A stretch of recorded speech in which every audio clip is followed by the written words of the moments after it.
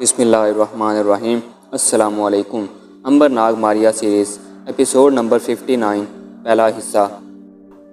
پیارے دوستو، جیسا کہ پچھلی قسط میں آپ نے سنا تھا کہ پجاری نے سرفروش قاتل کو پناہ دے رکھی تھی۔ سرفروش چلا گیا۔ گورا فوج نے پجاری کو پکڑ کر قلعے میں بند کر دیا۔ اسے سخت اذیتیں دی گئیں۔ پجاری خاموشی سے یہ اذیتیں برداشت کرتا رہا۔ آخر اسے پھانسی کی سزا ہوئی۔ ماریا رات کے اندھیرے میں پجاری کو بڑی مشکل سے پھانسی کی کوٹری سے بچا کر واپس مندر میں لے آئی۔ سپاہی اس کی تلاش میں مندر میں آ گئے۔ یہاں گورا سارجنٹ نے پجاری کو گرفتار کرنا چاہا تو ماریا نے گنگامیہ کے روپ میں آ کر ایسی کراہتیں دکھائیں کہ سپاہیوں کی لاشیں بچھ گئیں اور آخر میں گورا سارجنٹ بھی ماریا کے ہاتھوں ہلاک ہو گیا۔ ماریا ایک جہاز پر سیر کرتی پھر رہی تھی کہ بے ہوش کر دی گئی۔ جہاز ولادت کی طرف روانہ ہو گیا۔ بے ہوش ہو کر ماریا سب کو دکھائی دینے لگی تھی۔ دو ملاحوں نے اسے قابو کر کے رکھ لیا کہ ولایت جا کر اسے فروخت کر دیں گے۔ ادھر ناگ شکاری گرانڈے کے ساتھ زخمی عقاب کے روپ میں سفر کر رہا ہے۔ سمندر میں طوفان آتا ہے۔ جہاز چٹانوں سے ٹکرا کر پاش پاش ہو جاتا ہے۔ ہیرے جواہرات کے صندوق غرق ہو جاتے ہیں۔ ناگ جان بچا کر افریقہ کے جنگل ساحل پر پہنچا ہے۔ آگے سنیے۔ اور جہاز چل پڑا۔ پجاری حوالات سے فرار ہو گیا۔ یہی ایک فقرہ تھانے میں ہر ایک کی زبان پر تھا۔ گورا سارجنٹ کے ہاتھوں کے طوطے اڑ گئے۔ بڑے افسر نے اسے حکم دیا کہ مفرور ملزم کو جہاں کہیں بھی ملے پیدا کرو، نہیں تو تمہیں حوالات میں بند کر دیا جائے گا۔ گورا سارجنٹ گھوڑے پر واپس ہوا، پولیس کی گارڈ ساتھ لی اور غصے میں بھرا ہوا پجاری کی تلاش میں نکل پڑا۔ وہ سیدھا مندر پہنچا۔ اسے یقین تھا کہ پجاری مندر میں ہی کسی جگہ چھپا بیٹھا ہوگا۔ مندر کا دروازہ بند تھا۔ پوجا پاٹ کرنے والے جا چکے تھے۔ سارجنٹ نے دروازے پر جاتے ہی زور سے لات ماری اور چیخ کر کہا، پجاری کے بچے سیدھی طرح سے باہر آ جا، نہیں تو مندر کی اینٹ سے اینٹ بجا دی جائے گی۔ ماریا نے پجاری کو گنگا ماتا کی بڑی مورتی کے پیچھے ایک جگہ گندم کی بوریوں میں چھپا دیا تھا اور خود مورتی کے قریب سیڑھیوں پر بیٹھی سارجنٹ کا انتظار کر رہی تھی۔ اسے معلوم تھا کہ کمبخت سارجنٹ اس کی تلاش میں وہاں ضرور آئے گا۔ ماریا پجاری کو لے کر شہر میں ماری ماری نہیں پھر سکتی تھی۔ وہ چاہتی تھی کہ مندر میں ہی گورا سارجنٹ کو کچھ اس طرح سے ڈرا دیا جائے کہ وہ دوبارہ ادھر کا نام نہ لے۔ اس نے دروازے پر لات پڑنے کی آواز سنی تو اٹھ کر کھڑی ہو گئی۔ وہ مقابلے کے لیے اب تیار تھی۔ اس نے دروازے کی کنڈی کھول دی۔ سارجنٹ سپاہیوں کو لے کر اندر آ گیا۔ سارے مندر کی تلاشی لو، اس نے حکم دیا۔ سپاہی ایک دم سے تلواریں لیے ادھر ادھر پھیل گئے اور چیزیں اٹھا اٹھا کر پھینکنے لگے۔ گورا سارجنٹ خود نیچے تہہ خانے میں اتر گیا، مگر وہاں اسے کیا مل سکتا تھا بھلا؟ پجاری کو تو ماریا نے مورتی کے پیچھے گندم کی بوریوں میں چھپا رکھا تھا۔ ماریا خود اس جگہ پر کھڑی پہرا دے رہی تھی۔ وہ دل سے چاہتی تھی کہ صلح صفائی اور امن کے ساتھ ہی بات ٹل جائے اور یہ لوگ پجاری کو تلاش کرنے کے بعد نا امید ہو کر واپس چلے جائیں، مگر گورا سارجنٹ تو جیسے فیصلہ کر کے آیا تھا کہ یہ پجاری کو برآمد کر کے اپنے ساتھ لے جائے گا اور یا پھر مندر کی اینٹ سے اینٹ بجا دے گا۔ آخر وہ ایک ایسے مفرور قاتل کا حمایتی تھا جس نے انگریز گورنر کو قتل کیا تھا۔ بس گورا سارجنٹ نے حکم دیا کہ خبردار مندر سے پجاری کو برآمد کرنا ہے، خواہ ہر شے تہس نہسی کیوں نہ کرنی پڑے۔ سپاہی تو جیسے اسی حکم کے انتظار میں تھے۔ انہوں نے دیکھتے ہی دیکھتے چیزیں الٹا پلٹا کر برباد کرنی شروع کر دیں۔ باورچی خانے کے چولہے توڑ ڈالے، غسل خانے کی دیوار گرا دی، پجاریوں کے لیے بنا ہوا چبوترا ڈھا دیا۔ تہہ خانے میں چارپائی خیز، دریاں، تخت پوش، غرض کے کسی شے کو بھی صحیح سلامت نہ چھوڑا گیا۔ ماریا یہ سب کچھ دیکھتی رہی اور خاموش رہی۔ وہ اب بھی دل سے یہی چاہتی تھی کہ یہ لوگ اپنے اوپر اور مندر پر رحم کھائیں اور واپس چلے جائیں، مگر ایسا نہ ہوا۔ آخر ایک سپاہی گندم کی بوریوں کی طرف آ گیا۔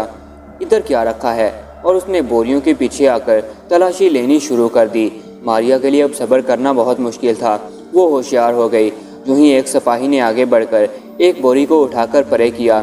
ماریا نے اس کی گردن پر زور سے تلوار مار دی، کیونکہ اسی بوری کے پیچھے پجاری چھپا بیٹھا تھا۔ سپاہی کی گردن بغیر کسی آواز کے گاجر مولی کی طرح کٹ کر گر پڑی۔ کسی کو کانوں کان خبر نہ ہوئی۔ ماریا نے اس کی لاش کو پیچھے اندھیرے میں پھینک دیا۔ گورا سارجنٹ اب خود چند ایک سپاہیوں کو لے کر ادھر آ گیا۔ ان بوریوں کے پیچھے دیکھا تم نے؟ نہیں حضور۔ تو دیکھتے کیوں نہیں بدماش؟ سپاہی بوریوں کی طرف آئے۔ پجاری کا دل زور زور سے دھڑکنے لگا۔ وہ 4 سپاہیوں کا حشر اپنی آنکھوں سے دیکھ چکا تھا۔ اب 4 سپاہی اور اس کی طرف بڑھ رہے تھے۔ ماریا خاموش رہی۔ یوں ہی سپاہی بوریوں کے قریب آئے، اس نے تلوار کے وار کرنے شروع کر دیے۔ 2 سپاہی تو اسی جگہ مارے گئے، 2 شدید زخمی ہو کر گر پڑے۔ گورے سارجنٹ نے یہ عجیب و غریب قتل عام دیکھا کہ جس میں قتل کرنے والا نظر نہیں آ رہا تھا تو خوفزدہ ہو کر پیچھے ہٹا۔ پھر ہمت کر کے اس نے بندوق تان کر کہا، کون ہو تم؟ سامنے آ جاؤ نہیں تو گولی چلا دوں گا۔ اس دوران میں ماریا اپنی جگہ سے ہٹ کر گورے سارجنٹ کے پیچھے آ گئی تھی۔ یہ آواز پجاری نے سنی تو کمبخت ڈر کر بوریوں سے باہر نکل آیا اور ہاتھ جوڑ کر بولا، حضور انہیں میں نے قتل نہیں کیا، انہیں گنگا میاں نے مارا ہے، مجھے معاف کر دیں۔ گورے سارجنٹ کی آنکھوں میں اپنے سپاہیوں کی لاشیں دیکھ کر خون اتر آیا تھا۔ اس نے پجاری کو دیکھا تو چیخ کر کہا، بدبخت، میرے سپاہیوں کو تو نے ہلاک کر دیا، میں تیری بوٹی بوٹی کر کے کتوں کو کھلا دوں گا، باہر نکل کر اپنے آپ کو گرفتاری کے لیے پیش کر۔ پجاری اصل میں ڈر گیا تھا۔ یہ سب کچھ اس نے اصل خوف کی وجہ سے سپاہیوں کی لاشیں اور خون دیکھ کر کیا تھا۔ ماریا جانتی تھی کہ پجاری کی خیر نہیں، یہ گورا سارجنٹ اب اسے کسی قیمت پر نہیں چھوڑے گا اور ان سپاہیوں کے خون کا بدلہ اسی سے لے گا۔ یہ ماریا کو گوارا نہیں تھا، چنانچہ اس نے پیچھے سے سارجنٹ کی پیٹھ پر لات مار کر اسے اوندے منہ گرا دیا اور اس کی بندوق اٹھا کر غائب کر دی اور کہا، سنو، میں گنگا دیوی بول رہی ہوں، پجاری بے گناہ ہے، تمہارے لوگوں کو میں نے قتل کیا، اگر تم میں ہمت ہے تو مجھے گرفتار کرو، اسے چھوڑ دو، اگر تم نے پجاری کو نہ چھوڑا تو تمہاری لاش بھی ان سپاہیوں کی لاشوں کے ساتھ پڑی نظر آ رہی ہوگی۔ گورا سارجنٹ جن بھوتوں پر یقین نہیں رکھتا تھا، لیکن اب جو اس نے ایک ایسی عورت کی آواز سنی جو نظر نہیں آ رہی تھی تو ایک بار تو اسے بھی پسینہ آ گیا۔ کون ہو تم؟ ماریا نے کہا، کیا تم نے سنا نہیں؟ میں گنگا دیوی بول رہی ہوں، اس مندر کی رکھوالی دیوی۔ اس پجاری کو چھوڑ دو اور چپ چاپ یہاں سے چلے جاؤ۔ سارجنٹ بولا، اے دیوی، میں اس پجاری کو چھوڑ کر نہیں جا سکتا، میں اسے اپنے ساتھ لے کر جاؤں گا کیونکہ یہی میرا فرض ہے، یہ میرے آدمیوں کا قاتل ہے، میں اسے گرفتار کروں گا۔ ماریا کو خیال آیا کہ سارجنٹ اگر ڈر کر چلا بھی گیا تو وہ اعلیٰ افسروں کو جا کر ساری کہانی سنا دے گا اور پجاری کو دوبارہ پکڑ کر وہ لوگ لے جائیں گے، اس لیے بہتر یہی ہے کہ اس گورے سارجنٹ کا کام بھی تمام کر دیا جائے تاکہ نہ رہے بانس نہ بجے بانسری۔ ماریا نے بندوق کی نالی گورے سارجنٹ کے سینے کے ساتھ لگا دی اور کہا، اس موت کو تم نے خود پسند کیا ہے، اب مرنے کے لیے تیار ہو جاؤ۔ گورا سارجنٹ اب گھبرا گیا کیونکہ بندوق کی نالی اس کے دل کے ساتھ لگی تھی، مگر نہ بندوق نظر آ رہی تھی اور نہ بندوق پکڑنے والی دکھائی دے رہی تھی۔ اس نے جلدی سے کہا، ٹھہرو گنگا دیوی، میں امن کے نام پر پناہ مانگتا ہوں، میں پجاری کو چھوڑ کر واپس جاتا ہوں۔ ماریا نے کہا، لیکن تمہیں وعدہ کرنا ہوگا کہ تم اپنے افسروں کو یہاں کے بارے میں کچھ نہیں بتاؤ گے۔ وعدہ کرتا ہوں، پجاری نے جھٹ سے کہا، گنگا میاں، یہ گورا جھوٹ کہتا ہے، یہ ضرور جا کر افسروں کو ساری بات بتا دے گا۔ آخر یہ اپنے سپاہیوں کی موت کو کیوں کر چھپائے گا بھلا؟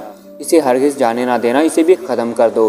یہ بات ماریا کے دل کو لگی، اس نے گھوڑا دبا دیا، دھماکے کی آواز کے ساتھ بارود پھیل گیا، گولیاں نکل کر گورے سارجنٹ کے سینے سے پار ہو گئیں، وہ چیخ مار کر پڑا تڑپا اور مر گیا۔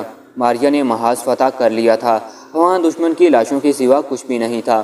اس نے پجاری سے کہا، پجاری، اب یہ تمہارا کام ہے کہ ان ساری لاشوں کو تہخانے میں گڑھا کھود کر دفن کر دو تاکہ کسی کو کانوں کان خبر نہ ہو سکے۔ اب یہاں کوئی نہیں آئے گا کیونکہ ان سپاہیوں اور گورے کے سوا اور کسی کو معلوم نہیں تھا کہ تم اس مندر میں چھپے ہوئے ہو۔ جو حکم گنگا دیوی۔ اتنا کہہ کر پجاری نے ساری لاشوں کو گھسیٹ گھسیٹ کر تہخانے میں گرا دیا، زمین کو دھو کر صاف کیا، کدال لے کر تہخانے میں اتر گیا اور گڑھا کھودنا شروع کر دیا۔ ماریا نے کہا، ان لاشوں کو زمین میں دبا دو، اوپر سے مٹی ڈال کر فرش پر بالکل ہموار کر دینا، فکر مت کرنا، اب یہاں کوئی تمہاری تلاش میں نہیں آئے گا۔ جن لوگوں کو یہ پتا تھا کہ مفرور قاتل تھا، تمہارے مندر میں ٹھہرا تھا، ان کی لاشیں یہاں پڑی ہیں۔ پجاری اپنے کام میں لگ گیا۔ ماریا نے اسے کہا کہ وہ بندرگاہ تک جا رہی ہے کیونکہ اس کا خیال تھا کہ شاید وہ وہاں مسافروں میں اسے عنبر بھی آتا جاتا دکھائی دے جائے۔ مندر سے باہر نکل کر ماریا سڑک کنارے کھڑی ہو گئی، بندرگاہ وہاں سے زیادہ دور نہیں تھا، وہ پیدل ہی اس طرف روانہ ہو گئی۔ دن بڑا خوشگوار تھا، موسم میں گرمی زیادہ نہیں تھی۔ چلتے چلتے وہ بندرگاہ والے چوک میں پہنچ گئی، یہاں لوگوں کا رش تھا، سامان سے بھرے ہوئے گڈھے بندرگاہ میں داخل ہو رہے تھے۔ معلوم ہوا کہ ایک جہاز ولایت کی طرف روانہ ہو رہا ہے۔ ماریو کو خیال آیا کہ جہاز پر چل کر مسافروں کو دیکھنا چاہیے، شاید کہیں عنبر یا ناگ نظر آ جائیں۔ وہ بندرگاہ کے اندر آ گئی، یہاں بھی لوگوں کا ہجوم تھا۔ جہاز کافی بڑا اور پرانا تھا، اس پر بادبان لگے تھے جو ابھی لپٹے ہوئے تھے۔ جہاز کی سیڑھیوں پر سے مسافر اوپر جا رہے تھے، مزدور سامان اٹھا اٹھا کر لے جا رہے تھے۔ ایک آدمی سیڑھی کے پاس کھڑا آنے جانے والے کاغذات دیکھ رہا تھا۔ ماریا خاموشی سے اس کے قریب سے گزر کر سیڑھیاں عبور کر کے جہاز کی نچلی منزل پر آ گئی۔ ایک راہداری باورچی خانے کو جاتی تھی، ادھر سے کھانے کی خوشبو آ رہی تھی۔ بنی ہوئی مچھلی اور ابلے چاولوں کی خوشبو نے ماریا کی بھوک تیز کر دی۔ وہ سیدھی باورچی خانے میں آ گئی۔ اس قسم کے جہازوں میں وہ سفر کر چکی تھی، اسے جہاز کی تمام جگہوں کا علم تھا۔ باورچی خانے میں نوکر کھانا تھالیوں میں ڈال رہے تھے۔ ماریا نے چپکے سے ایک تھالی ابلے ہوئے چاولوں کی اٹھائی، اس میں بھنی ہوئی مچھلی کے کچھ قطلے تھال میں سے لے رکھے اور کونے والے میز پر بیٹھ کر مزے سے کھانا شروع کر دیا۔ اسے کوئی خبر نہیں تھی کہ جس تھال میں سے اس نے بھنی ہوئی مچھلی اٹھائی تھی وہاں بنگ کے مسالے میں بھنی ہوئی مچھلیاں رکھی تھیں۔ یہ مذاق باورچی خانے میں کام کرنے والوں نے اپنے ساتھیوں سے کیا تھا۔ وہ بنگ والی مچھلی اپنے ساتھیوں کو کھلا کر ان کا تماشا دیکھنا چاہتے تھے۔ ماریا نے بڑے مزے سے ساری مچھلی کھا لی۔ کھانے سے فارغ ہو کر اسے خیال آیا کہ نیچے وال ڈیک پر بھی جا کر امبر اور ناگ کو دیکھنا چاہیے۔ وہ نیچے آ گئی۔ یہاں چھوٹے چھوٹے کیبن اور سٹور بنے تھے جہاں نوکر وغیرہ رہتے تھے اور چھوٹا موٹا سامان بھرا پڑا تھا۔ وہ ایک کیبن میں داخل ہوئی تو اسے چکر سا آ گیا۔ وہ رک کر سر پر ہاتھ رکھ کر سوچنے لگی کہ یہ چکر کس قسم کا ہے۔ کبھی شاید کیبن کی گرم ہوا اس کا دل گھبرا رہا ہوگا، مگر اب اس کے پاؤں بھی لڑکھڑانے لگے۔ بھنگ کا نشہ چڑھنا شروع ہو چکا تھا۔ سٹور میں جو سامان تھا وہ اسے ایک ایک کا دو دو نظر آنے لگا۔ وہ ایک دم ایک جگہ کاٹ کباڑ کے پیچھے بیٹھ گئی کہ شاید آرام کرنے سے چکر دور ہو جائیں، لیکن چکر تو زیادہ آنے شروع ہو گئے تھے۔ اب اس کا جسم سرد پڑتا جا رہا تھا۔ وہ اپنے آپ میں سخت کمزوری محسوس کر رہی تھی، جیسے خواب کے عالم میں ہو۔ اس کی آنکھیں اپنے آپ بند ہونے لگیں۔ وہ آنکھیں کھولنے کی بتیری کوشش کرنے لگی، مگر اس کے پپوٹے اپنے آپ آنکھوں پر جھکتے چلے جا رہے تھے۔ اس نے دو ایک بار سر کو جھٹکا بھی دیا، کوئی فرق نہ پڑا۔ گردن ایک طرف ڈھلکتی چلی گئی اور پھر وہ پرانے بکسوں اور صندوقوں کے پاس ہی گہری نیند میں کھو گئی۔ بھنگ اپنا کام کر چکی تھی۔ تیسرے پر جہاز کی سیڑھی اتار دی گئی۔ سارے مسافر اور سارا سامان جہاز پر لادا جا چکا تھا۔ جہاز کا لنگر بھی اٹھا دیا گیا، اس کے بادبان کھول دیے گئے۔ جہاز کا کپتان اوپر عرشے پر آ کر کھڑا ہو گیا۔ جہاز کی چھوٹی توپ نے ہلکے ہلکے 3 گولے چلائے۔ یہ جہاز کے چلنے کا اعلان تھا۔ لوگوں نے خوشی سے تالیاں بجائیں۔ چھوڑنے آئے ہوئے لوگوں نے رومال ہلانے شروع کر دیے اور جہاز اپنی منزل کی طرف روانہ ہو گیا۔ ماریا سٹور روم میں پرانے صندوق کے پاس نیم بے ہوش پڑی تھی۔ اسے کوئی خبر نہیں تھی کہ جہاز روانہ ہو چکا ہے۔ شام غروب ہو گئی۔ رات کے پہلے پہر جہاز دریائے جمنا سے نکل کر کھلے سمندر میں داخل ہو گیا۔ جہاز پر مشعلیں روشن کر دی گئیں۔ کچھ دیر تک مسافر عرشے پر ہنستے کھیلتے باتیں کرتے رہے، پھر وہ ٹھنڈی ٹھنڈی ہوا میں سو گئے۔ اعلیٰ درجے کے کیبنوں میں انگریز یعنی گورے لوگ، ان کی عورتیں اور بچے سفر کر رہے تھے۔ وہ بھی کافی رات گزر جانے کے بعد سو گئے۔ جہاز بڑے سکون کے ساتھ سمندر میں سفر کرتا رہا۔ اب ایسا اتفاق ہوا کہ ملا کسی شے کی تلاش میں اس سٹور روم میں داخل ہوا جہاں پرانے صندوقوں کے پاس ماریا بے ہوش یا گہری نیند میں مدہوش پڑی تھی۔ ملا چیزوں کو ادھر ادھر لڑکا کر اپنی شے کو تلاش کرتا کرتا اس صندوق تک بھی پہنچ گیا جہاں ماریا سو رہی تھی۔ ماریا کو آج سے ہزاروں سال پہلے جس دیوی نے بد دعا یا دعا دی تھی کہ تم ہمیشہ زندہ رہو گی اور غائب رہو گی، اس نے یہ بھی کہا تھا، خبردار کبھی زندگی میں کسی جگہ بے ہوش مت ہونا۔ اگر تم بے ہوش ہو گئی تو تم ظاہر ہو جاؤ گی اور لوگ تمہارا جسم دیکھ سکیں گے اس وقت تک کہ تم دوبارہ ہوش میں نہیں آ جاتی۔ اس وقت ماریا کا جسم صاف دکھائی دے رہا تھا۔ ملا چیزیں الٹتا پلٹتا جب صندوق کے پاس آیا تو مشعل کی روشنی میں سے ایک خوبصورت چہرے اور سنہری بالوں والی حسین لڑکی نظر آئی جو صندوق کے ساتھ لگی بے ہوش پڑی تھی۔ وہ ٹھٹک کر وہیں کھڑے کا کھڑا رہ گیا۔ پھر وہ بھاگ کر اپنے دوسرے ملاح کے پاس گیا اور ساری بات سنا دی۔ دونوں سٹور روم میں آ گئے اور ماریا کو جھک کر غور سے دیکھنے لگے۔ یہ تو کوئی بے یار و مددگار لڑکی دکھائی دیتی ہے اور خوبصورت بھی بہت ہے۔ اگر ہم اسے ولایت جا کر فروخت کر دیں تو کافی روپیہ کما سکتے ہیں۔ چلو اسے اٹھا کر اپنے کیبن میں لا جا کر بند کر دیتے ہیں۔ انہوں نے بے ہوش ماریا کو اٹھایا اور ایک پرانے سے کیبن میں لا کر بند کر کے باہر سے تالا لگا دیا۔ یہ بھی ماریا کے ساتھ ایک عجیب قسم کا مذاق ہوا تھا۔ دونوں ملاح بڑے خوش تھے کہ ان کے ہاتھ بڑا قیمتی مال آ گیا ہے اور ولایت میں اس لڑکی کی قیمت خوب پڑے گی، وہ اسے بڑے مہنگے داموں فروخت کریں گے۔ اب ایک اور اتفاق ہوتا ہے، ذرا یہ بھی سنیے۔ جس اسٹور روم میں ملاحوں نے ماریا کو لا کر بند کیا تھا، وہاں جہاز کے کپتان نے ایک نقشہ چھپا رکھا تھا جس کا کسی کو علم نہیں تھا۔ جہاز کی روانگی کے دوسرے روز وہ اسٹور روم میں آ گیا کہ چل کر دیکھتا ہوں وہ نقشہ ابھی تک وہیں پڑا ہے یا نہیں۔ اس وقت دونوں ملاح ماریا کے پاس بیٹھے اسے ہوش میں لانے کی ترکیبیں کر رہے تھے، کبھی اسے زور زور سے ہلاتے، کبھی منہ پر پانی کے چھینٹے مارتے، مگر ماریا نے ایسی بھنگ پی تھی کہ ہوش میں آنے کا نام ہی نہیں لے رہی تھی۔ اتنے میں اسٹور روم کا دروازہ کھلا اور جہاز کا کپتان اندر آ گیا۔ اس نے مشعل جلا کر صندوق کھولنے کا ارادہ کیا ہی تھا کہ آہٹ سے چونکا۔ کون ہے؟ دونوں ملاح ڈر کر سمٹ گئے۔ کپتان نے مشعل آگے کی تو دیکھا کہ ایک خوبصورت حسین لڑکی سو رہی ہے اور دو ملاح اس کے آس پاس دب کے بیٹھے ہیں۔ کپتان نے غصے سے کہا، کیا کر رہے ہو تم یہاں؟ کون ہے یہ؟ ملاح ہاتھ باندھ کر کھڑے ہو گئے اور سچ سچ سارا ماجرا کہہ سنایا۔ کپتان کو بڑا غصہ آیا کہ یہ لوگ اس غریب لڑکی کو اغوا کر کے فروخت کرنے کا ارادہ رکھتے ہیں۔ اس نے حکم دیا، اس لڑکی کو اوپر میرے کیبن میں لے چلو، تم دونوں کو میں نوکری سے برخاست کرتا ہوں اور جیل میں بند کرتا ہوں، چلو اوپر۔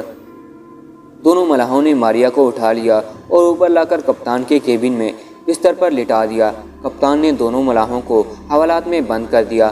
وہ بڑا حیران تھا کہ یہ لڑکی کون ہو سکتی ہے۔ وہ یہی سمجھا کہ یہ کسی مسافر کی بیٹی ہے اور یہ بدماش اسے اٹھا کر لے گئے تھے۔ کپتان نے سارے جہاز پر اعلان کروا دیا کہ اگر کسی کی بہن، بیوی یا بیٹی گم ہوئی تو اسے آ کر اطلاع کرے، مگر کوئی اس کے پاس نہ آیا۔ مسافروں کی فہرست میں بھی اس لڑکی کا کہیں ذکر نہ تھا۔ کپتان نے یہی خیال کیا کہ اس لڑکی کو بدماش ملاح شہر سے اٹھا کر لائے ہوں گے اور جہاز میں چھپا دیا تاکہ ولایت پہنچ کر اسے فروخت کر کے مال کمائیں۔ کپتان نے ماریا کو ہوش میں لانے کی کوشش کی۔ ماریا بالکل بے ہوش پڑی تھی۔ تیسرے روز شام کا وقت تھا۔ کپتان ابھی ماریا کے ماتھے پر کوئی ٹھنڈی ہوش میں لانے والی دوائی مل کر باہر گیا تھا کہ ماریا کو ہوش آ گیا۔ اس نے چاروں طرف دیکھا۔ سب سے پہلے تو اسے محسوس ہوا کہ زمین ہل رہی ہے، سمجھی کہ شاید زلزلہ آ گیا ہے۔ جلدی سے اٹھ کر بیٹھ گئی۔ اس کی نظر سامنے شیشے پر پڑی تو حیران ہو گئی۔ ایک مدت کے بعد اسے شیشے میں اپنا عکس دکھائی دے رہا تھا۔ اسے دیوی کے الفاظ یاد آ گئے، اگر کبھی تم بے ہوش ہو گئی تو تم ظاہر ہو جاؤ گی اور لوگ تمہیں دیکھ سکیں گے، پھر جب تم کو ہوش آئے گا تو تمہارا جسم پھر سے آہستہ آہستہ غائب ہونا شروع ہو جائے گا۔ ماریا پریشان ہو گئی۔ وہ کہاں ہے؟ یہ جگہ کون سی ہے؟ وہ بے ہوش کیسے ہوئی؟ اسے یاد آیا کہ اس نے مچھلی اور چاول کھائے تھے، ظاہر ہے اسے کھانے میں بے ہوشی کی کوئی شے ملی ہوئی ہوگی۔ وہ فوراً سمجھ گئی کہ وہ جہاز میں کسی اعلیٰ درجے کے کیبن میں ہے اور جہاز سمندر میں چلا جا رہا ہے۔ وہ اٹھ کر گول آئینے کے پاس آئی۔ اس میں ابھی تک اس کا عکس نظر آ رہا تھا، پھر آہستہ آہستہ عکس غائب ہونا شروع ہو گیا۔ ماریا پوری طرح ہوش میں آ چکی تھی اور دیوی کے الفاظ کے مطابق اب وہ دوبارہ غائب ہو گئی۔ اب صرف اس کا آدھا جسم اور سر باقی رہ گیا تھا۔ دیکھتے دیکھتے ماریا کا دھڑ اور سر بھی غائب ہو گیا۔ اب وہ غائب تھی اور اسے کوئی نہیں دیکھ سکتا تھا، کوئی چھو نہیں سکتا تھا۔ وہ ایک کرسی پر بیٹھ گئی کیونکہ کیبن باہر سے بند تھا۔ میں کچھ دیر بعد سے کیبن کے کھلنے کی آواز آئی۔ ماریا ہمہ گوش ہو کر ادھر ادھر دیکھنے لگی۔ کیبن کا دروازہ کھلا اور بھاری بھرکم مونچھوں والا کپتان اندر آیا۔ جو ہی اس کی نظر بستر پر پڑی وہ چونک اٹھا۔ ماریا بستر پر نہیں تھی۔ اس نے چاروں طرف دیکھا، وہاں کوئی نہیں تھا۔ وہ سوچ میں پڑ گیا کہ یہ لڑکی کہاں چلی گئی۔ باہر سے تو تالا لگا ہوا تھا۔ وہ چکرا گیا، اس کی سمجھ میں کچھ نہ آیا تو وہ کیبن سے باہر نکل آیا۔ اب ماریا جہاز پر آزاد تھی۔ وہ کیبن سے نکل کر اوپر جہاز کے عرصے پر آ گئی۔ اس نے چاروں طرف نگاہ دوڑائی، چاروں طرف پانی ہی پانی تھا۔ جہاز سمندر میں مشرق سے مغرب کی طرف سفر کر رہا تھا۔ تو کیا وہ ولایت جا رہی ہے؟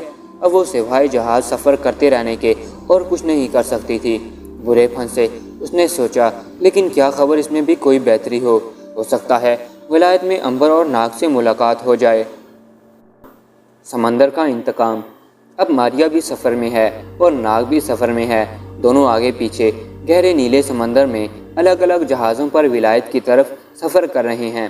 امبر کرنافلی کے جنگل میں ماہی گیروں کی بستی میں ہے اور کشتی میں بیٹھ کر کلکتے جانے کی تیاریاں کر رہا ہے۔ ناگ زخمی عقاب کے روپ میں ہے، جس کو مسٹر گرانڈے نامی ایک مشہور انگریز شکاری نے چکما ڈاکو سے خرید لیا تھا اور اب اسے اپنے ساتھ کیبن کے ایک پنجرے میں بند کر کے اس کی مرہم پٹی کرتا اسے واپس ولایت لیے جا رہا تھا۔ ہم پہلے آپ کو بتا چکے ہیں کہ جس جہاز میں ناگ اپنے مالک شکاری گرانڈے کے ساتھ پنجرے میں بند تھا، یہ انگریز تاجر اسے اپنے ساتھ لے جا رہے تھے۔ ناگ ابھی تک عقاب کی شکل میں تھا، اس کے بازو کا زخم اب اچھا ہو گیا تھا اور اب اگر وہ چاہے تو انسانی یا کسی بھی روپ میں آ سکتا تھا، لیکن وہ عقاب بنا پنجرے میں بیٹھا رہا۔ ان کا جہاز افریقہ کے ساحل سے گزر رہا تھا کہ اچانک طوفان میں پھنس گیا۔ کپتان نے بڑی ہوشیاری سے کام لیتے ہوئے جہاز کو ساحل کی طرف لانا شروع کر دیا۔ افریقہ کا ساحل وہاں سے تھوڑی ہی دور تھا، مگر بدقسمت کپتان اس بات کو بھلا بیٹھا تھا کہ یہاں ساحل کے قریب سمندر کے نیچے ایسی چٹانیں اور پہاڑوں کی سخت چوٹیاں ہیں کہ اگر جہاز قریب جائے گا تو ٹکرا کر پاش پاش ہو جائے گا، اور ایسا ہی ہوا۔ جو ہی جہاز وہاں پہنچا وہ ایک چٹان سے ٹکرا گیا اور ایک دم سے دو ٹکڑے ہو گئے۔ اتنی جلدی آج تک کوئی جہاز بھی گہرے سمندر میں نہیں ڈوبا تھا۔ دیکھتے ہی دیکھتے جہاز میں پانی بھر گیا۔ بڑی مشکل سے اتنی مہلت مل سکی کہ چند ایک بڑی کشتیاں نیچے سمندر میں پھینکی گئیں۔ اس میں کچھ عورتیں اور مرد سوار ہو گئے اور انہوں نے افریقہ کے ساحل کی طرف بڑھنا شروع کر دیا۔ ناگ کا مالک شکاری گرانڈے بھی ڈوب گیا۔ ہیرے جواہرات سے بھرے ہوئے صندوق اور ان کے ڈاکو مالک بھی سمندر میں غرق ہو گئے۔ صرف 15-20 گوری عورتیں اور 10-12 مرد مسافر باقی بچے، جن کی حالت بہت بری تھی۔ ساحل پر آ کر وہ زمین پر لیٹ گئے اور رونے لگے۔ ناگ عقاب کی شکل میں اڑتا ہوا سب سے پہلے ساحل پر آن پہنچا تھا اور ایک درخت کی شاخ پر بیٹھا یہ سارا کھیل تماشا دیکھ رہا تھا۔ ابھی یہ بدنصیب مسافر سنبھلنے بھی نہ پائے تھے کہ اچانک افریقہ کے جنگلی قبیلے والوں نے ان پر حملہ کر دیا اور سب مسافر عورتوں اور مردوں کو رسیوں سے باندھ کر لے گئے۔ انہوں نے ان لوگوں کو ساحل سے دو اندر گھنے جنگلوں میں لے جا کر ایک جھونپڑیوں میں بند کر دیا اور باہر سخت پہرا لگا دیا گیا۔ یہ سارے مسافر کل 55 کے قریب تھے، جن میں 11 عورتیں تھیں، کچھ بچے اور بوڑھے تھے۔ عورتیں ساری گوری انگریز تھیں۔ ناگ نے سوچا ان بے گناہ لوگوں کو وحشی لوگوں سے ضرور بچانا چاہیے۔ وہ ابھی تک عقاب کی شکل میں تھا۔ وہ اڑتا ہوا وحشی لوگوں کی جھونپڑیوں کے پاس آ کر ایک درخت کی شاخ پر بیٹھ گیا۔ کیا دیکھتا ہے کہ ایک جگہ آگ پر بڑی سی دیگ رکھی ہے اور اس میں گرم پانی ابل رہا ہے۔ پھر وحشی لوگوں نے دیگ کو اٹھا کر ایک طرف رکھ دیا اور اب آگ کے ارد گرد ڈانس کرنے لگے۔ ان کا وحشی سردار اچانک جھونپڑی سے باہر نکلا۔ اس نے اپنے ہاتھ اوپر اٹھایا، ہر طرف خاموشی چھا گئی۔ عقاب چونکہ سب زبانیں سمجھ لیتا ہے، اس لیے کان کھڑے کر کے سننے لگا کہ یہ سردار کیا کہتا ہے۔ وحشی سردار نے کہا، سنو میرے قبیلے کے سورماؤ، کل کا دن بڑا خوش قسمت تھا کہ ہم نے اتنا بڑا شکار مارا اور ہمارے ہاتھ زیادہ گوری چمڑی والے انسان آ گئے۔ اس وقت ہمارے پاس اپنے دیوتا شری گرہستھ ناگ کو قربانی کے لیے پیش کرنے کے واسطے 25 انسان موجود ہیں، جنہیں ہم پرسوں سے قربان کرنا شروع کر دیں گے، کیونکہ پرسوں پورے چاند کی رات ہے اور ہمارے گرہستھ ناگ دیوتا کا جنم دن ہے۔ اس پر سارے وحشی لوگ خوشی سے ناچنے لگے۔ ناگ کو سمجھنے میں اب زیادہ دیر نہ لگی۔ ان وحشی لوگوں کا دیوتا کوئی گرہستھ ناگ ہے اور یہ آدم خور نہیں ہے، لیکن انسانوں کو اپنے دیوتا کے آگے ذبح کر دیتے ہیں اور ان کا خون دیوتا کو پیش کرتے ہیں۔ ناگ کو یہ ہرگز گوارا نہ تھا کہ چھوٹے چھوٹے بچے قربان کیے جائیں۔ اس نے ان سارے کے سارے مسافروں کو بچانے کا فیصلہ کر لیا تھا۔ اب دیکھنا یہ تھا کہ ان وحشی لوگوں کو گرہستھ ناگ کون سی بلا ہے۔ ناگ کے لیے اب عقاب بنے رہنا ٹھیک نہیں تھا۔ وہ درخت سے نیچے اتر آیا اور اڑتا اڑتا ان جھونپڑیوں کے عقب میں آ گیا۔ یہاں بدنصیب انگریز مسافر اور بچے قید تھے۔ عورتیں دوسری جھونپڑی میں بند تھیں۔ ان جھونپڑوں سے عورتوں اور بچوں کے رونے کی آوازیں آ رہی تھیں۔ شاید انہیں پتہ چل گیا کہ کل رات کو ان کو قربان کر دیا جائے گا۔ باہر دو وحشی نیزے لیے پہرا دے رہے تھے۔ سارے درختوں پر بھی وحشی تیر کمان لیے بیٹھے پہرا دے رہے تھے۔ ناگ نے سانپ کی شکل اختیار کر لی اور رات ہونے کا انتظار کرنے لگا۔ جب رات کا اندھیرا پھیل گیا تو وہ رینگتا ہوا پیچھے آ کر ایک جگہ سے جھونپڑی کے اندر داخل ہو گیا۔ یہ کافی کھلی جھونپڑی تھی۔ بانس کے ساتھ تیل کا دیا جل رہا تھا، جس کی ہلکی ہلکی روشنی میں اترے ہوئے اداس پریشان چہروں والے مسافر بچوں اور عورتوں کے ساتھ بیٹھے اپنی اپنی موت کا انتظار کر رہے تھے۔ ناگ اندھیرے میں تھا، اس پر کسی کی نظر نہ پڑی۔ اس نے وہیں لیٹے لیٹے انسان کا روپ دھار لیا اور مسافروں کے قریب آ کر زمین پر بیٹھ گیا۔ انہوں نے حیرانی سے ناگ کی طرف دیکھا کہ یہ کون شخص ہے اور اندر کہاں سے آ گیا۔ ناگ نے ہونٹوں پر انگلی رکھ کر انہیں خاموش رہنے کا اشارہ کیا۔ پھر وہ سرگوشی میں بولا، میں تمہاری مدد کو آیا ہوں۔ میں بھی تمہارے ساتھ جہاز میں سفر کر رہا تھا اور ان آدم خوروں کا قیدی ہوں۔ سنو میری بات غور سے سنو۔ ان وحشی لوگوں نے تم سب کو اپنے دیوتا گرہس ناگ کے آگے کل رات قربان کرنے کا فیصلہ کر لیا ہے۔ یہ منحوس خبر ان مسافر مردوں اور عورتوں پر بجلی بن کر گر پڑی۔ عورتیں آہستہ آہستہ سسکیاں بھرنے اور اپنے بچوں کو سینے سے چمٹا کر پیار کرنے لگیں۔ ناگ نے انہیں خاموش رہنے کی ہدایت کرتے ہوئے کہا، خاموش رہو میری بہنوں، خدا نے مجھے تمہاری مدد کے لیے بھیجا ہے، میں تمہاری مدد کروں گا، تم بے فکر رہو۔ ایک بوڑھے نے کہا، بیٹا تم اکیلے ان خونخوار وحشیوں کا کیسے مقابلہ کر سکو گے؟ ناگ بولا، بڑے میاں یہ آپ مجھ پر چھوڑ دیں، میں جانوں اور یہ وحشی لوگ جانیں، میں تو صرف آپ کو تسلی دینے آیا ہوں کہ غم نہ کریں، اپنے حوصلے بلند رکھیں، خدا کو یاد کریں، میں ان لوگوں کو صبح شکست فاش دوں گا۔ ایک عورت نے ناگ کے سر پر ہاتھ پھیر کر کہا، خداوند تمہاری حفاظت کرے بیٹا، تم ہمارے نجات دہندہ بن کر آئے ہو، مگر تم کیا کر سکو گے؟ یہ لوگ تو بڑے خونی ہیں، انسان کو مار دینا ان کے لیے کوئی بات نہیں۔ ناگ نے کہا، آپ بے فکر رہیں، انہیں مار دینا میرے لیے بھی کوئی ایسی بات نہیں ہے، آپ پریشان نہ ہوں، صبح جو کچھ ہوگا اسے آپ بھی دیکھ لیں گے۔ اچھا اب میں جاتا ہوں۔ اتنا کہہ کر ناگ جھونپڑی کے سوراخ کے پاس آ گیا۔ باہر نکلنے کا کوئی دوسرا راستہ نہیں تھا ان کے سامنے۔ ناگ سانپ کے روپ میں نہیں آنا چاہتا تھا، پھر وہ کہاں سے باہر نکلے؟ جھونپڑی کا دروازہ باہر سے بند تھا اور باہر دو وحشی نیزہ لیے پہرا دے رہے تھے۔ ناگ نے ان سے کہا، میری ایک درخواست ہے کہ آپ تھوڑی دیر کے لیے اپنی آنکھیں بند کر لیں، میں یہ ایک بہت بڑی مجبوری کی وجہ سے کہہ رہا ہوں۔ بے شک، 1 منٹ بعد آپ اپنی آنکھیں کھول لیجئے گا۔ مسافروں کی سمجھ میں کچھ نہیں آ رہا تھا، انہوں نے آنکھیں بند کر لیں۔ ناگ نے ایک گہرا سانس لیا اور سانپ بن کر رینگتا ہوا جھونپڑی کے سوراخ میں سے باہر نکل گیا۔ 1 منٹ بعد مسافروں نے آنکھیں کھولیں تو وہاں ان کا نجات دہندہ نہیں تھا۔ وہ حیرت سے ایک دوسرے کا منہ تکنے لگے۔ ایک بوڑھے نے ہاتھ اٹھا کر کہا، وہ میری آنکھوں کے سامنے غائب ہوا ہے۔ دوسرے نے کہا، میں نے آنکھیں بند نہیں کی تھیں، میں چوری چوری دیکھ رہا تھا، وہ شخص ایک دم سے غائب ہو گیا۔ عورت بولی، وہ ضرور ہمارا نجات دہندہ ہے اور خدا نے اسے ہماری مدد کے لیے بھیجا ہے، ہم لوگوں کو خدا کا شکر ادا کرنا چاہیے۔ باہر پہرے داروں نے یہ آوازیں سنی تو ایک نے اندر آ کر اپنا نیزہ ایک بوڑھے کے سینے پر رکھ کر کہا، کیوں شور مچا رہے ہو بوڑھے؟ بوڑھے نے ہاتھ جوڑ کر کہا، میں تو چپ ہوں۔ وحشی نے نیزہ اس کے سینے میں چبو کر کہا، اگر تم آج ہی مرنا چاہتے ہو تو میں تمہیں ابھی ہلاک کیے دیتا ہوں۔ بوڑھے نے جوش میں کہا، ہمارا نجات دہندہ آ گیا ہے، وہ ہمیں تو ظالموں سے بچا کر لے جائے گا، اب تم ہمارا کچھ نہیں بگاڑ سکتے۔ اس پر وحشی پہرے دار کو غصہ آ گیا، اس نے ایک ہی جھٹکے سے نیزہ اس بوڑھے کے سینے میں اتار دیا۔ چیخ کی آواز کے ساتھ بوڑھے نے دم توڑ دیا۔ یہ آواز ناگ نے بھی سنی، وہ بھی جھونپڑے سے تھوڑی دور ہی گیا تھا، سمجھ گیا کہ وہاں کچھ گڑبڑ ہو گئی ہے۔ جھٹ واپس پلٹا اور جھونپڑی میں آ کر دیکھا کہ وحشی پہرے دار نے بوڑھے کو ہلاک کر دیا ہے۔ اس بھیانک منظر کو ناگ برداشت نہ کر سکا، اس نے اپنا پھن پھیلایا اور وحشی قاتل پر حملہ کر دیا۔ اس کے لیے وحشی کی لات پر صرف ایک بار ڈسنا ہی کافی تھا۔ وحشی کے جسم میں ناگ کا زہر فوراً اثر کر گیا اور وہ لڑکھڑا کر گر پڑا، اس کے ناک منہ سے خون جاری ہو گیا۔ قیدی مسافروں نے یہ معجزہ دیکھا تو سجدے میں گر پڑے، خدا نے ان کے ساتھی کا بدلہ فوراً لے لیا تھا۔ دوسرا پہرے دار بھاگ کر اپنے ساتھی کی مدد کو اندر آیا، اس نے جو اپنے ساتھی کی لاش دیکھی تو نیزہ اٹھا کر قیدیوں پر ٹوٹ پڑا۔ ابھی اس نے حملہ کیا ہی تھا کہ ناگ نے اسے بھی ڈس لیا، وہ بھی لڑکھڑا کر گرا اور مر گیا۔ قیدی مسافروں نے دونوں لاشیں اٹھا کر جھونپڑی کے باہر ڈال دیں۔ ناگ جنگل میں چلا گیا۔ صبح شور مچ گیا کہ 2 پہرے داروں کو سانپ نے کاٹ کر ہلاک کر دیا ہے اور ایک قیدی مسافر ہلاک ہو گیا ہے۔ سردار نے خدا کر معائنہ کیا اور قیدیوں کو اپنے ساتھیوں کی موت کا ذمہ دار ٹھہرا دیا۔ اس نے ہاتھ بلند کر کے کہا، ان لوگوں کو ابھی ایک ایک کر کے ہلاک کر دو، عورتوں کے سر کاٹ کر درختوں پر لٹکا دو، سب سے پہلے ان کے بچوں کے سر کاٹو۔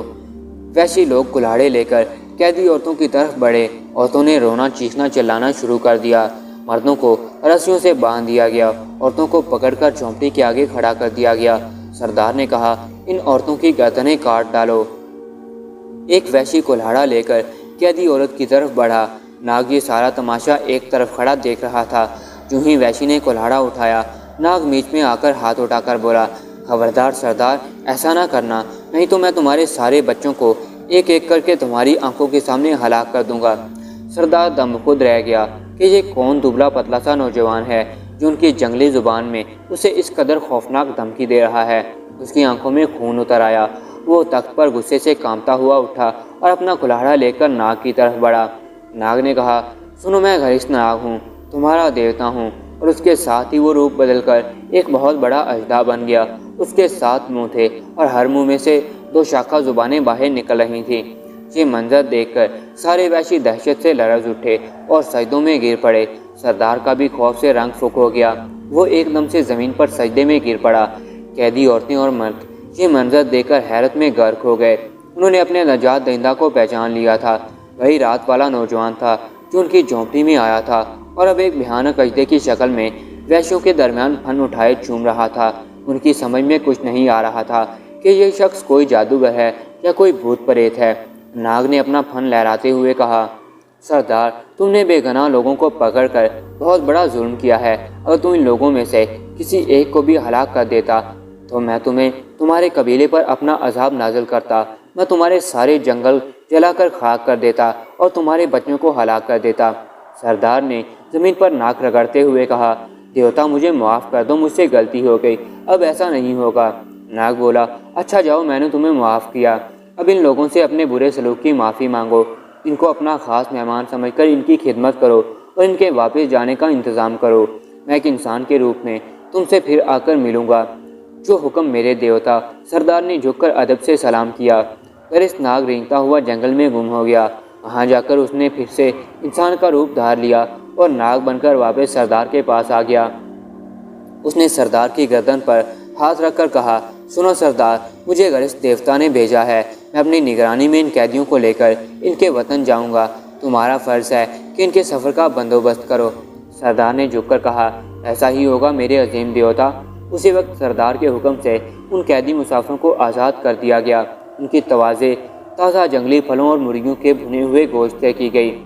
ان کے لیے ایک شاندار جھونپڑی میں گھاس پھوس کے آرام دہ بستر بچھا دیے گئے، جہاں وہ آرام کرنے کی غرض سے لیٹ گئے۔ دوستوں، امید ہے امبر ناگ ماریا سیریز کی ایپیسوڈ نمبر 59 کا پہلا حصہ آپ کو پسند آیا ہوگا۔ تو سب لوگوں سے گزارش ہے کہ چینل اردو کہانی ورلڈ کو ضرور سبسکرائب کریں تاکہ امبر ناگ ماریا سیریز کے آنے والی تمام اقساط کی نوٹیفیکیشنز آپ کو فوراً سے مل جایا کریں۔ ویڈیو کو لائک کریں، کامنٹ کر کے اپنی رائے کا اظہار کریں کہ یہ ایپیسوڈ آپ کو کیسی لگی، اور اس ویڈیو کو اپنے دوستوں کے ساتھ شیئر بھی کریں۔ اور اس ویڈیو کے ڈسکرپشن میں پچھلی تمام کہانیوں کی پلے لسٹ کے لنک موجود ہیں، اور امبر ناگ سیریز کی بھی جو ایپیسوڈ میں نے اپنی آواز میں ریکارڈ کیے ہیں ان کے لنک بھی موجود ہیں۔ آپ وہاں سے تمام کہانیاں دیکھ سکتے ہیں۔ تو پھر ملتے ہیں امبر ناگ ماریا سیریز کی اگلی قسط کے ساتھ۔ تب تک کے لیے اللہ نگہبان۔